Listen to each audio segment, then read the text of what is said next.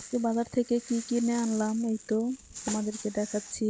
আর কি জন্য কিনে আনছি সেটাও দেখতে পারবে। আর আজকে একটি স্পেশাল জিনিস রান্না করব। স্পেশাল বলতে তোমরা সবাই রান্না করো, কিন্তু আমি একটু আজকে ভিন্নভাবে রান্না করব।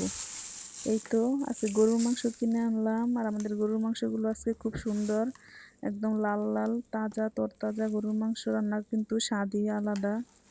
আজকে গরুর মাংস দিয়ে রান্না করব বিরিয়ানি, আর এই জন্য একটু ছোট করে কেটে নিব। গরুর মাংসগুলো বেশ বড় বড়, আর এত বড় মাংস দিয়ে বিরিয়ানি রান্না করলে বেশ ভালো লাগে না, তাই একটু আমি আমার মতো সাইজ করে কেটে নিলাম।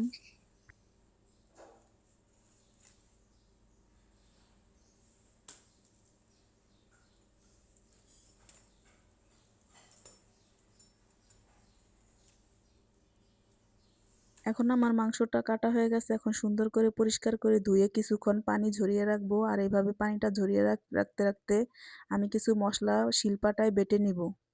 প্রথমে পোস্তদানা নিয়ে নিলাম, এরপর কিছু কাজু বাদাম আর কিছু কিশমিশ, আর দিয়ে দিব অল্প একটু জয়ত্রী। আর এগুলো সুন্দর করে আমি শিলপাটায় বেটে নিব। সাথে কিছু কাঁচামরিচও দিয়ে দিলাম। এই তো এখন আমি শিলপাটায় চলে আসলাম বাটতে। আমাদের বাটাবাটি প্রায় হয়ে গেছে। এখন আমাদের মশলাটা মাখিয়ে নেব। এখানে সব কিছু আছে। এখন আমি একে একে মাংসটাকে মাখিয়ে নেব।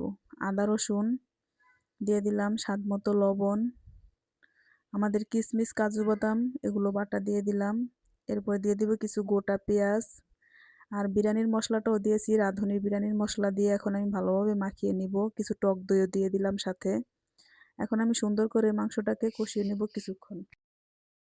এই তো মাংসটা কষাতে কষাতে আমরা এখন কিছু পোলার চাল ধুয়ে ভিজিয়ে রাখবো। আর এদিকে আমার মাংসটাও খুব সুন্দর কষানো হয়ে গেছে। এখন দিয়ে দিব কিছু আলু।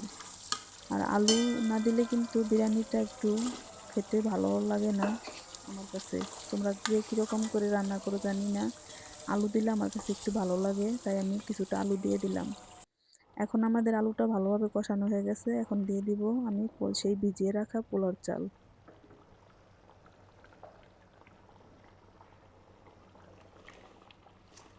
এখন ভালোভাবে একটু নেড়েচেড়ে দিব।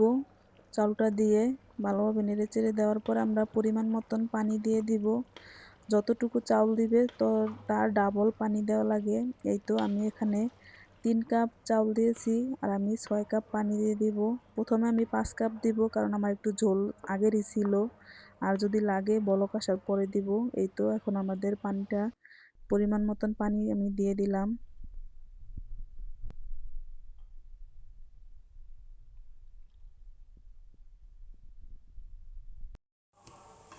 এই তো আমাদের বিরিয়ানিটা এখন বলক এসে পড়েছে। আর কিছুটা কাঁচামরিচ দিয়ে দিলাম। আর এই মুহূর্তে কাঁচামরিচ দিলে একটু সুন্দর একটা ঘ্রাণ আসে, তাই একটু কাঁচামরিচ দিয়ে দিলাম।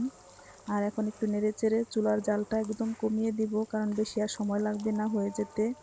এখন আমাদের চুলার জালটা একবারে লো হিটে রাখবো, আর আবারও ঢেকে কিছুক্ষণের জন্য রেখে দিব।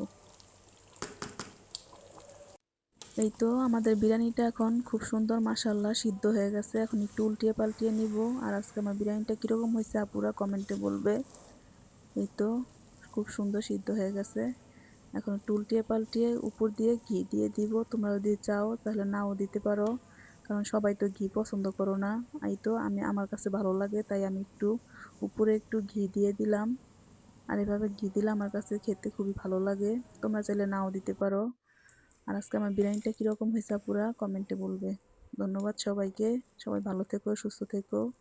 আল্লাহ হাফেজ।